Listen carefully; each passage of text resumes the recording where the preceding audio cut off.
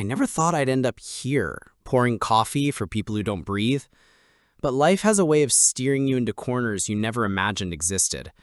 And that's how I found myself working the night shift at the Last Stop Diner, a place that doesn't appear on any map and only opens when the rest of the world is too tired or too broken to notice it. My name is Shawn Carter, 27 years old, once a short order cook at a truck stop off I-95, now the reluctant caretaker of a diner meant for the dead.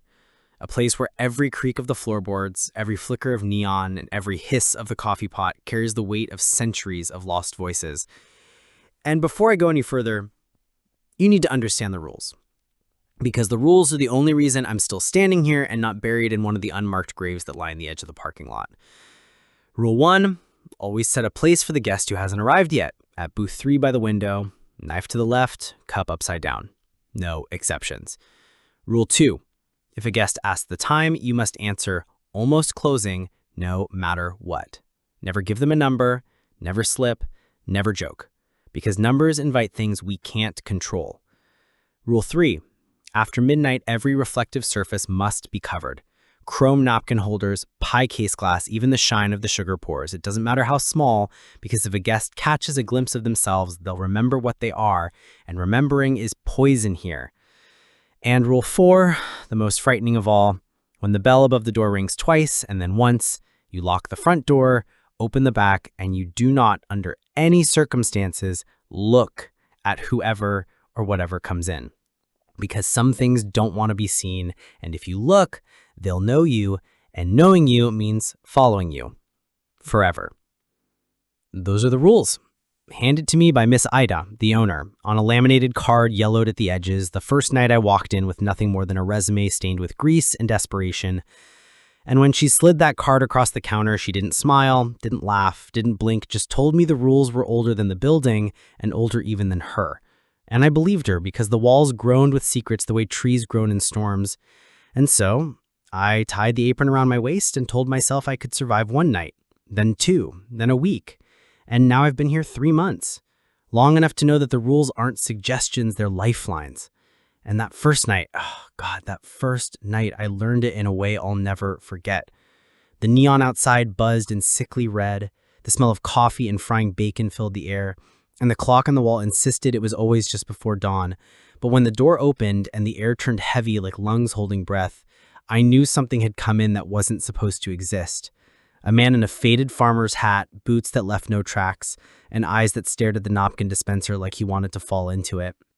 And when he asked me the time with a voice that sounded like dirt crumbling over a coffin, my heart hammered and I almost said the truth, 12:04, but the rule sang in my head and I forced the words out, almost closing.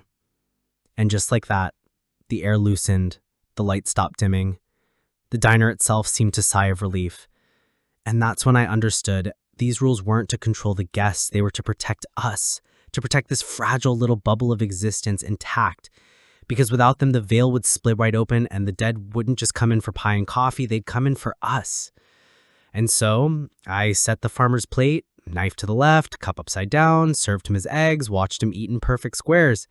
And when he left 3 coins from a century ago that clinked too loudly against the formica, I didn't touch them until Ida swept them into a drawer marked bridges. And when I asked her what that meant, she only said, coins for the crossing, before turning away. And I didn't push further because by then I already knew one thing. Once you start asking questions at the last stop, you don't always like the answers. And sometimes the answers like you too much. The second night on the job was worse than the first, because that's when the weight of what I'd agreed to really settled into my bones, and by then I couldn't lie to myself that this was just some quirky diner with eccentric rules. This was a place where the veil between the living and the dead thinned until it rattled like old glass, and I was the poor fool tasked with keeping it from shattering. So when the bell above the door chimed at 1:07 a.m. and a girl about 16 slid onto a counter stool, I knew I was about to learn more than I wanted to, because she came in dripping, her sneakers squeaking against the tile, water rolling off her laces as if she just stepped out of a river, but there's no river anywhere near this stretch of highway, just endless asphalt and cornfields that whistle when the wind is right. She wouldn't meet my eyes, just stared at the napkin I'd taped over the chrome rim of the pie case, and her voice was small when she ordered hot chocolate with extra marshmallows, like a kid who didn't want to admit they were scared. And I remember my hands shaking as I stirred the cocoa, the steam curling up like smoke from a damp fire, because something about her made me want to break rule 2 just to give her comfort. But I didn't. Ida's card burned against my pocket as if it had a heartbeat of its own, reminding me I couldn't slip, not once, not for anyone. When I set the mug in front of her, handle pointing north, like Ida had drilled into me, she cupped it with both hands and closed her eyes, sighing so softly I almost didn't hear it. Then she asked, "You ever mess up, like really bad?" And her words carried the weight of someone who wasn't asking for idle conversation but for forgiveness. And against every bit of training I had, I told her about the night I fell asleep at the wheel, the way my car kissed the median, the blood on my lip, the lie I told my mother so she wouldn't worry. And she smiled faintly, whispering, "My mom knows everything," before taking a sip that left a pink gloss ring on the rim, a mark that stayed even when I wiped the cup later. The puddle beneath her stool kept spreading, crawling toward the floor drain as if the diner itself was thirsty, and she asked again, "What time is it?" Her voice trembling now, like the answer mattered more than the drink in her hands. And though my throat burned to tell her the truth, to maybe reassure her that dawn was coming, I forced out the words, "Almost closing." And just like with the farmer, the air lightened, the buzzing neon outside steadied, and the diner exhaled. And she gave a little nod as if I'd given her permission to rest. She finished her cocoa, marshmallows melting into tiny white rafts, and when I slid her the bill, she pressed her palm to it, not to pay, but to anchor herself, and whispered, "She's got enough to worry about," before slipping off the stool and walking out without opening the door, the puddle left behind sinking straight into the tile until it vanished like the floor drank it. And seconds later, faint on the highway, I heard the rise and fall of sirens, far too late to matter, and I stood there gripping the counter so tight my knuckles went white, trying not to think about the way she'd looked at me like I could have saved her if I'd just broken the rule. But when Ida came back from the office and saw the gloss on the cup, she didn't scold me, didn't even look surprised, just swept the bill into the ledger and muttered, "Bridges," before turning the page to write another name I couldn't see. And that's when I understood. This diner isn't here to fix anyone, not to undo what's already happened, but to make sure the crossing happens clean, and that sometimes the kindest thing you can do is follow the rules even when your heart begs you not to, because the rules aren't about comfort, they're about survival. And breaking them doesn't just risk you, it risks everyone still breathing when dawn finally comes. By the third night, I'd stopped expecting the strange and started bracing for it. Because once you realize your job is to serve coffee and pie to people who aren't people anymore, you stop thinking in terms of what's possible and start thinking in terms of what might kill you if you blink at the wrong moment. And that's how I ended up face to face with a trucker who walked in heavy with the smell of diesel and loneliness, his beard dusted gray from road grit, his cap bent into a permanent memory of his skull, and when he slid into booth 3 without waiting to be seated, the vinyl creaked like it hadn't done for anyone else, like maybe he carried a weight the diner itself respected. "Coffee," he said, his voice all gravel. And I poured clockwise, hands steady this time, because I'd learned by then that hesitation is an invitation for things to push their way in. Then I asked about pie, and he muttered, "Pecan if it's warm, apple if it apologizes," which made no sense, but I warmed pecan anyway, watching sugar blister under the oven coils. And when I set it down in front of him, he just stared at it, fork in hand, not eating, just breathing slow and steady. Then finally asked the question I knew was coming. "What time is it?" And I didn't falter. I said, "Almost closing," with a firmness that surprised me. And he smiled, not a happy smile, but the kind grief wears when it sneaks a joke past the pain. And he said good before telling me he used to share pecan pie with his boy on long runs, that the nuts made it taste like the road was crunchy. And I told him his son was smart, which cracks something in his face. Not anger, not sadness, just the kind of sorrow that eats men alive from the inside.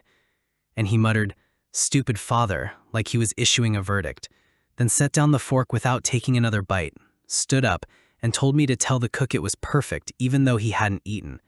And I asked why, but he only said he hadn't come to eat, then dropped 2 quarters on the table, so black with tarnish they looked burned.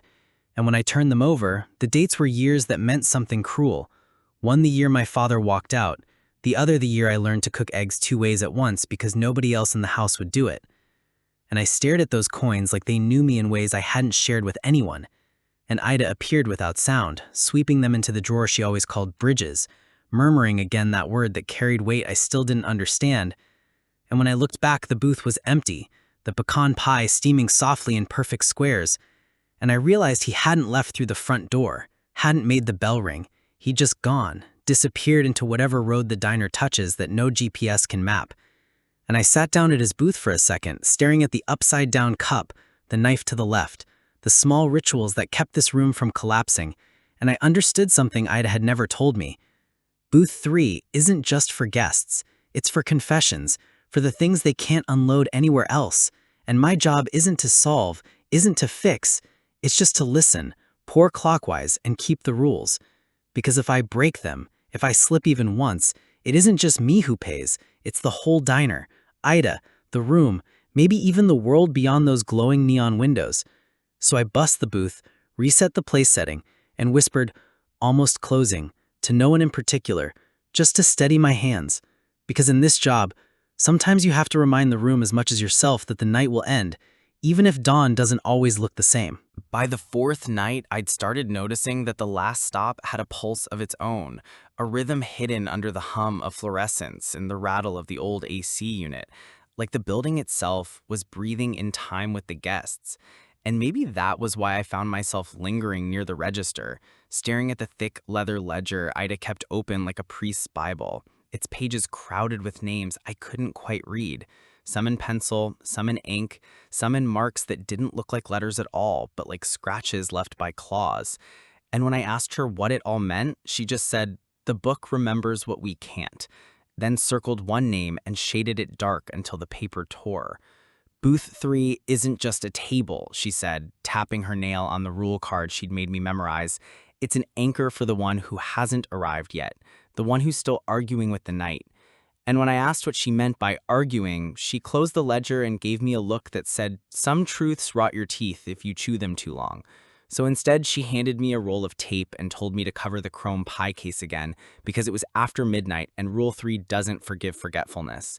So I tore napkins into strips and plastered them over every reflection I could find, listening as Ida explained how numbers invite promises, how giving someone an exact time means you're binding yourself to them, which is why Rule 2 exists. Almost closing is the only answer that keeps the path open without letting anything crawl back through. And I realized these rules weren't random. They were stitched into the fabric of the diner like threads that held the room together. So when the bell over the door twitched once, then again, then went silent, Ida froze, her eyes sharpening into something like stone, and she whispered that if I ever heard the full pattern, 2 rings and then 1, I was to lock the front, open the back, and never ever look at who entered, because some guests weren't meant to be seen, not by human eyes, not if I wanted to keep breathing outside this place. And before I could ask more, the kitchen timer dinged, snapping me back to the flat top where pancakes were burning, 4 circles of batter blackening into moons on a skillet. And as I flipped them, steam rose with the scent of scorched vanilla and something older, a smell of cedar closets and mothballs, like the past itself was cooking on the grill. And that's when I realized this place doesn't just serve food, it serves memory, it serves echoes. And the ledger, the rules, even the way Ida watched the windows, as though something was always trying to peer in, they were all part of a larger ritual that kept the walls upright and the dead seated, sipping their coffee without tearing holes in the world. And though I wanted to believe I was just a fry cook who stumbled into a strange job, the truth was clearer with every plate I set down. I wasn't keeping the diner alive. The diner was keeping me, wrapping me in its rules like bandages, daring me to see what happened if I ever decided not to follow them. And as the night stretched on, the neon bleeding its red light into the empty lot outside, I found myself whispering the words on the card like a prayer. Set the place, almost closing, cover the mirrors, don't look.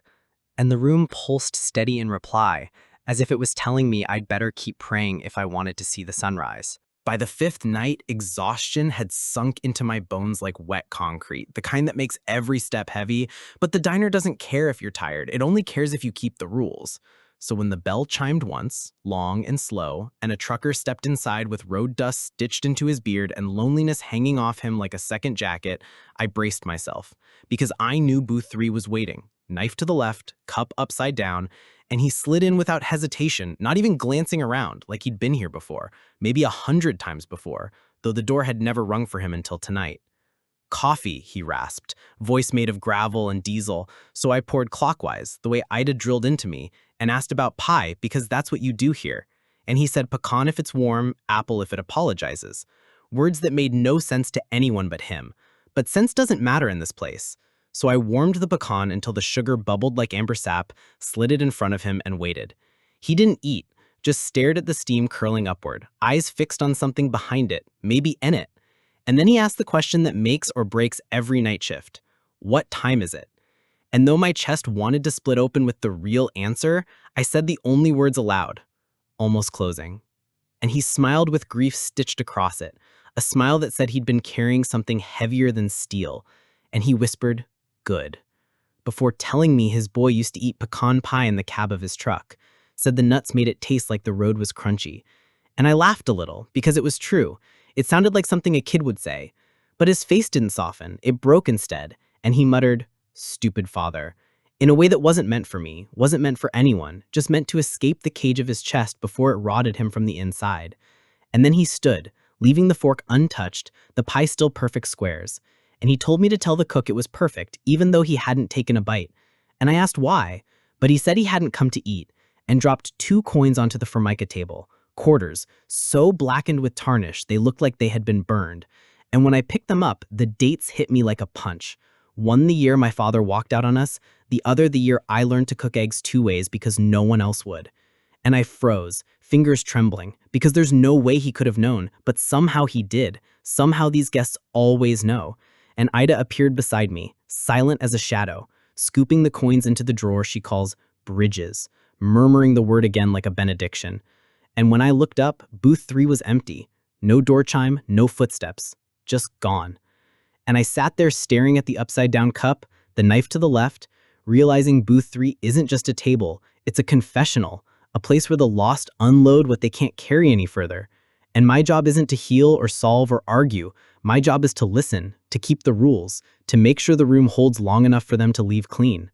But when I wiped the booth and reset the place setting, I couldn't stop whispering, almost closing, under my breath. Not for the trucker, not for Ida, but for myself. Because in that moment, I understood that the rules aren't just keeping them in line, they're keeping me from unraveling too.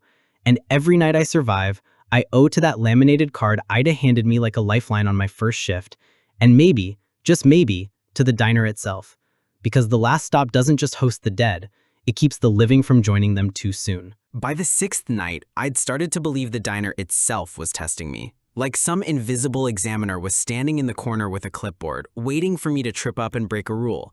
And that's why, when the bell above the door rang in that terrible pattern, 2 chimes, pause, then 1 more, I froze so hard I thought my heart had stopped, because Ida had warned me about this, warned me that when it happened, I had to move without hesitation, lock the front, open the back, and never, under any circumstance, look at who came in.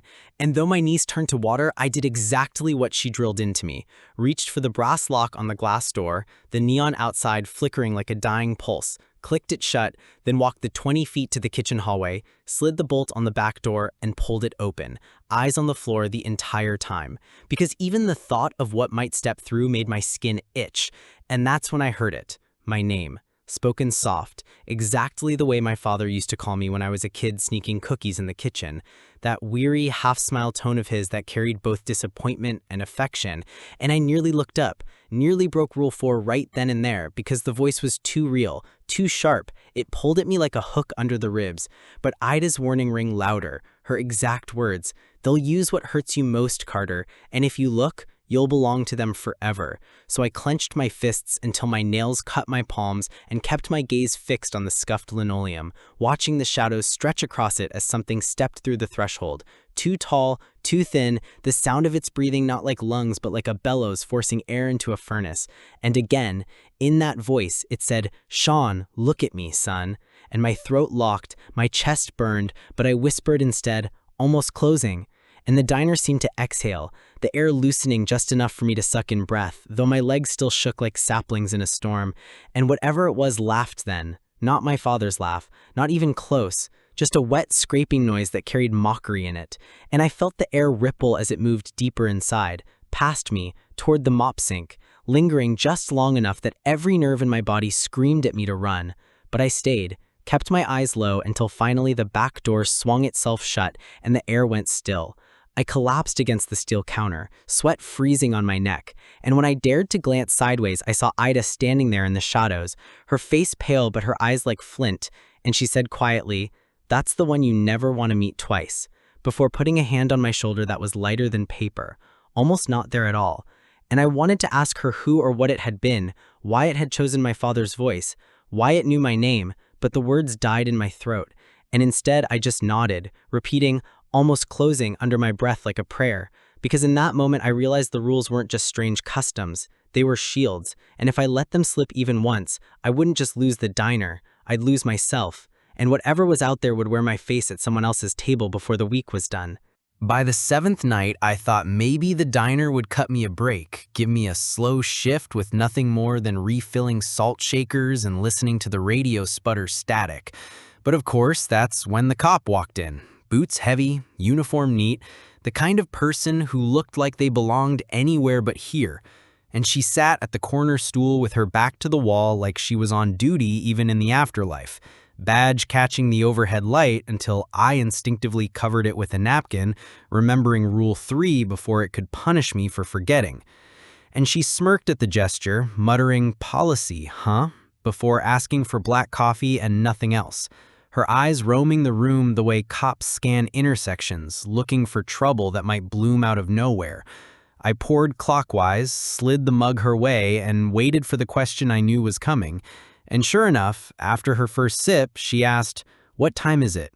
with a tone that suggested she already knew the answer, but wanted to test me. So I said, "Almost closing," and watched the tension slip out of her shoulders like she'd been holding her breath for decades. And she nodded, drinking deep, then leaned closer and said, "I followed a taillight here 3 months ago, red as sin, turned into this lot and vanished. No tracks, no engine noise, just gone. So I came in planning to write a ticket for a ghost, and instead I found pie on the counter and a jukebox that only knows one song." And I laughed because I didn't know what else to do, but she didn't smile, just reached into her pocket and laid a photograph face down on the formica, telling me if someone ever came asking who looked like that, I shouldn't answer questions, shouldn't engage, just serve them coffee and let the rules do the rest. And I didn't flip the photo because even without seeing it, I knew Rule 3 wasn't just about chrome and glass. It was about resisting the temptation to look at what you shouldn't, to stare into things that reflect more than faces. So I nodded, tucked the photo under the napkin dispenser without ever glimpsing it, and she seemed satisfied, draining her cup before sliding a strange little marker across the counter as a tip, a button that read, "Don't blink" in bold white letters, the pin bent like it had been pulled from a jacket long gone. And Ida appeared like she always does when something matters, taking the button and adding it to the drawer she calls bridges, whispering the word as though it sealed the act. And I asked what it meant this time, hoping maybe the cop's presence would force an explanation, but Ida only said, "Every bridge has a toll, Carter, and we collect them here so no one else has to." And the cop stood, smoothing her uniform, eyes already distant, and walked out without the bell ringing, vanishing the way they all do, leaving behind the faint smell of wet asphalt after a summer storm. And I stared at the empty stool, wondering whether she was still out there somewhere, patrolling highways that no longer exist, ticket book in hand, or if she'd finally handed her badge to the dark. But what haunted me most wasn't her story or her warning. It was that she looked alive to me, alive in a way that made my chest ache, like maybe she wasn't fully gone yet. And if that was true, if people like her could still wander through the diner half in and half out, then the line between the living and the dead was thinner than I wanted to admit, and I wasn't sure which side of it I was standing on. By the 8th night, I realized the diner wasn't just feeding the dead. It was feeding on me too, wearing down my edges until I couldn't tell where my life ended and the diner's rhythm began. And that's when she walked in. My sister, or at least someone wearing her face, sliding into booth 3 with the same sweater I'd bought her years ago when I finally learned to say sorry without excuses. And the sight of her nearly broke me because I hadn't seen her in months, hadn't heard her voice since the last time we fought over something stupid. But here she was, fingers laced on the table like she was waiting for me to make it right. And I knew instantly that this was the test Ida had warned me about, the one where the rules wouldn't feel like protection, but like cruelty. And still, I set the place as the card instructed, knife to the left, cup upside down, though my hands shook hard enough to make the silverware clatter. And when I asked what she wanted, she whispered, "My keys. I think I left them here," in the exact tone she used whenever she misplaced something as a teenager. And I wanted to laugh, to cry, to reach across the table and hold her, but instead I remembered Rule 3 and kept my eyes on the napkin covering the chrome sugar pourer so I wouldn't see her reflection, wouldn't risk her seeing herself. Because if she remembered what she was, or what she wasn't anymore, I knew it would all unravel. And then she asked the question, soft as a bruise, "What time is it?" And my throat burned to tell her the truth, to say it was just past 3 and dawn wasn't far, that she still had time. But the rules pounded in my chest like a second heartbeat, and I forced the words out, almost closing, and she flinched like the words stung, then asked if I had that old blue blanket from our couch, the one we used to share on stormy nights. And I almost broke then, almost tore the rule card in half and gave her whatever she wanted, but Ida appeared at my side, her hand light on my elbow, whispering, "Say it again."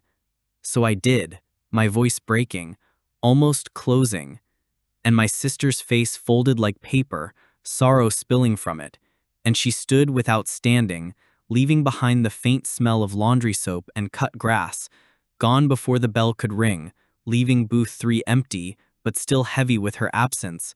And I dropped into the seat after she vanished, the vinyl still warm, my hands shaking so bad I nearly spilled the coffee pot.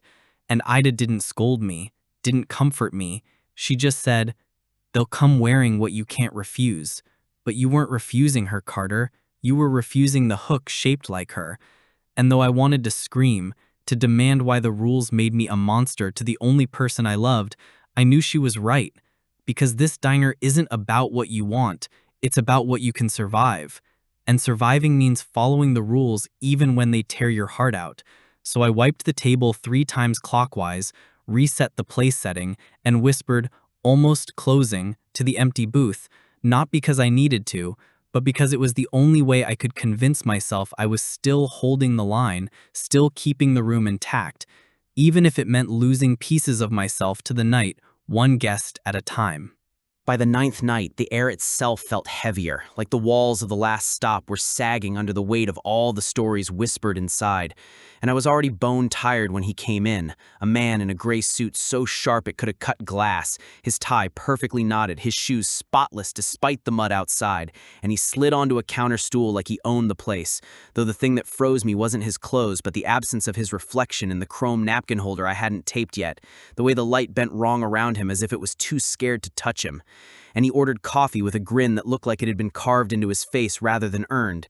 So I poured clockwise, careful, steady, and he smirked like he knew exactly what the motion meant, like he'd seen 1,000 others do the same. "What time is it?" he asked, and his voice was smooth, practiced, the kind of voice that could sell anything, but I didn't hesitate, didn't give him the satisfaction of stumbling. I just said, "Almost closing," and his grin widened in a way that made my stomach lurch, because he didn't look disappointed, he looked entertained, like I'd just given the answer he wanted to hear, and he leaned in close, the air around him colder now, and whispered, "Almost closing for who?" And I swear the way he said it made the neon outside flicker like a heartbeat in cardiac arrest. I gripped the coffee pot tighter and asked if he wanted pie, trying to push the ritual forward, to keep the room intact, but he only chuckled and said, "I don't eat, Shawn Carter, I audit." And that word twisted in my gut because it wasn't just a word, it was a declaration, a role. And suddenly I understood this wasn't a guest at all, this was something else, something here to test the boundaries of the rules. And when I reached to tape over the chrome, he stopped me with a glance, not a hand, just a glance that made my fingers lock up like stone. And he leaned back, sipping his coffee with a sneer, saying, "You'll break the rules eventually. Everyone does. The only question is who you'll break them for." and I wanted to scream, wanted to throw the pot at him, but instead I poured again, clockwise, clockwise, clockwise, until the cup was so full it nearly spilled, and he watched me with amusement before setting it down untouched, standing smooth as shadow, and leaving without ringing the bell, without leaving anything behind, just a dent in the air where he'd sat, like the room itself sagged under his absence. And Ida came out of the office then, her face drawn tight, her eyes harder than I'd ever seen, and she said, "Not all who come here are guests, Carter. Some are auditors, and you pray you only see them once, before flipping the neon sign from open to see you soon," and the words burned in red across the glass as if they weren't meant for the dead at all, but for me. And I realized with a chill that crawled down my spine that maybe I hadn't been surviving the rules at all. Maybe the rules had been surviving me, waiting for the night I'd finally fail, and when I did, it wouldn't just be my face missing from the mirrors, it'd be my soul missing from the world. By the 10th night, the weather itself seemed to know I was clocking in, because the sky above the highway went black without clouds, like someone had smeared ink across the horizon, and the radio in my truck kept whispering static that almost sounded like words, though I turned it off before I could catch what they said, because I've learned by now that listening too closely to voices and static is a quick way to never hear silence again. And when I pushed through the diner's door, the bell jingled once, clean, almost cheerful, and I thought maybe tonight would be merciful. But then the storm arrived, not with thunder or lightning, but with 7 figures who walked in together, dripping water onto the tile, their edges twitching like old VHS tape. And when they sat at the long table beneath the clock that always points to almost, the air grew wet and metallic, like breathing inside a flooded basement. And one by one they spoke, voices overlapping like different stations on the same frequency. The first asked for bread, dry. The second asked for water, clear. The third demanded salt, enough. And I didn't argue, didn't hesitate, just brought what I had. Bread that cracked like bones when torn, water so cold it hurt my teeth when I poured it, and salt that glittered under the fluorescence like 1,000 tiny exits. And as I set it down, I realized none of them blinked, none of them breathed. And though my skin crawled, I kept my hands steady because Rule 1 had already been followed, Booth 3 set and waiting, and Rule 2 was waiting for its test. And sure enough, the fourth figure leaned in, face blurred like water running down glass, and asked, "What time is it?" And every nerve in me screamed to say 3:15, to tell them morning was close, but I forced it out, almost closing, and their shapes shivered like heat rising off asphalt, the puddles under their chairs slithering toward the floor drain. And they ate and did not eat, drank and did not drink, and I realized they weren't there for the food at all. They were there for the ritual, for the assurance that the room still held. And when they rose one by one, each left something behind. A transit map so old it had trolley lines, a key with no teeth, a photograph of a road sign half buried in floodwater. And Ida swept them into the drawer with her usual whisper, "Bridges," though her hand shook just enough for me to notice. And when I asked if we'd helped, she only said, "If we didn't hurt, and sometimes that's the most heroic thing we can do." And when the last figure vanished without opening the door, the storm outside dissipated like it had been sucked into a drain, leaving the lot bone dry, the stars returning sharp and clear. But my hand still shook, because those 7 hadn't felt like guests, hadn't even felt like auditors. They'd felt like omens, harbingers of something larger pressing against the walls of this place, testing the rules the way you test the strength of a lock before breaking it. And though I told myself I'd survived another night, a darker thought gnawed at the back of my mind. Maybe surviving each shift wasn't enough anymore.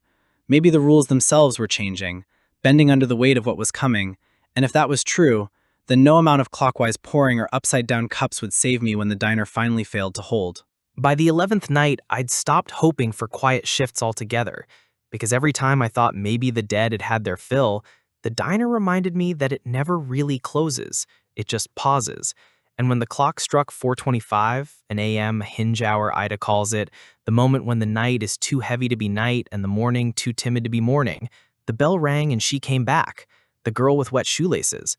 Only this time she wasn't dripping, her shoes bone dry, her hair brushed neat, but she still carried the same sadness clinging to her like perfume gone stale. And she sat at the counter instead of booth 3, clutching a phone like it was the last piece of rope keeping her tied to something. And her voice was steadier than before when she said, "I called her. I told my mom." And I didn't need to ask what she meant. Not really, because the relief in her eyes was sharp enough to read. But she explained anyway, how her mother cried, how she cried, how the words, "I'm glad you're okay," came through the line like a lifeline. And she asked for water, not cocoa this time, and I slid the glass over, handle north, because even water gets served with respect in this place, and when she sipped it, her hands didn't tremble, not like before, and I caught myself smiling, which almost felt dangerous, like showing teeth in the wrong neighborhood. And then she asked, "Do you get a day shift?" Which caught me so off guard I nearly laughed, but instead I told her the truth, that sometimes I sit in the laundromat at noon just to remember what cotton looks like in sunlight, and she grinned, calling me funny, and for a moment, for just a flicker, it felt normal, like two people talking over a counter in a diner on any highway in America. But then the air reminded me where I was, thick and buzzing, and she finished her water, stood up and said, almost closing, before I could, and the words landed heavy, like she'd learned the language of the room herself, and then she slipped out without a sound, without a car, without a trace, and I stood there staring at the empty stool, wondering if she'd been alive this time or already gone, if she'd crossed over or was still circling some back road, and Ida appeared behind me with the ledger, open to a blank page, and handed me the pencil, saying, "Your turn to sign."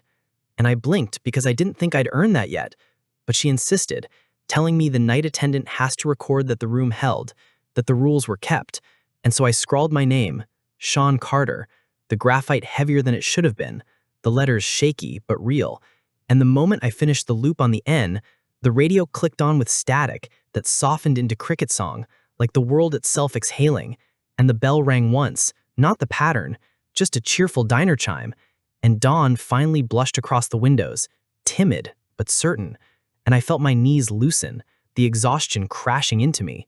But for the first time since starting, I also felt something else, a thread of pride, maybe, or just survival dressed up in better clothes. And as I wiped down the counter, I whispered the words back to the empty diner, almost closing. Because even if the girl was gone, even if the guests had vanished, I needed to remind myself that I was still here, still alive, and the room had held. By the 12th night, I knew the routine of closing so well that my body moved on its own, straightening salt shakers, retaping chrome, setting booth 3 even though it sat empty more often than not. And yet that night, everything felt heavier, like each task carried the weight of all the nights before. And maybe that's why I lingered longer than usual, because I understood now that the last stop wasn't just a diner for the dead, it was a room balanced on rules, a fragile sanctuary between two worlds. And I was part of it, whether I liked it or not. I scrubbed mugs until my reflection blurred in the porcelain, stacked plates in the same order Ida taught me, and while I worked, she counted the tokens in the drawer, coins blackened by time, buttons with warnings, keys without teeth, photographs no one dared flip over, whispering bridges, each time like the word itself built the foundation beneath us. And I finally asked her why there were only 4 rules, why not 5 or 6? And she said, because 4 corners make a room, Carter, and our job is to keep the room standing. Which made sense in a way that scared me, because I realized that if one corner collapsed, everything would. And maybe that's what the auditors were waiting for. When the clock over the long table ticked toward dawn, the hands hovering in their eternal almost, the neon in the windows sputtered from open to see you soon. And for a moment the glass reflected me not as I am, but as something thinner, something stretched. And I slapped the napkin over it fast, Rule 3 saving me again. And Ida didn't look up, just said, "You're learning," in that tone she uses when she knows I've brushed against something too sharp. We finished side by side in silence, her with the ledger, me with the rags. And as the first pale light spilled over the lot, painting the asphalt in gray, she slid the laminated rule card across the counter and told me to keep it, said one day I'd need to read it again when my voice shook and my memory blurred. And I tucked it behind the photo of my sister in my wallet, where it pressed against my chest like a second heartbeat. Then I stepped outside into a dawn that smelled faintly of rain that hadn't fallen yet, trucks rumbling in the distance like tired gods, birds chirping uncertainly. And for the first time, I wondered if maybe I'd already crossed over and just didn't know it. If maybe the last stop wasn't a job, but a judgment. But I shook that thought off because the sun was rising and I was still breathing. And as I looked back at the neon bleeding red against the morning, I whispered the only words that mattered, the words that had carried me through 12 nights of ghosts, grief, and rules older than memory. Almost closing, I said to the empty lot, And I swear, the diner whispered it back. So now you know my story, and why the laminated card in my wallet is the only reason I'm still breathing. The last stop isn't just a diner. It's a room that keeps the line between the living and the dead from splitting wide open. 4 rules, 4 corners, holding the night together. And I'll keep following them, as long as the coffee stays hot and the bell keeps ringing. Because the truth is simple. The dead never stop coming, and the diner never really closes. It's always almost closing.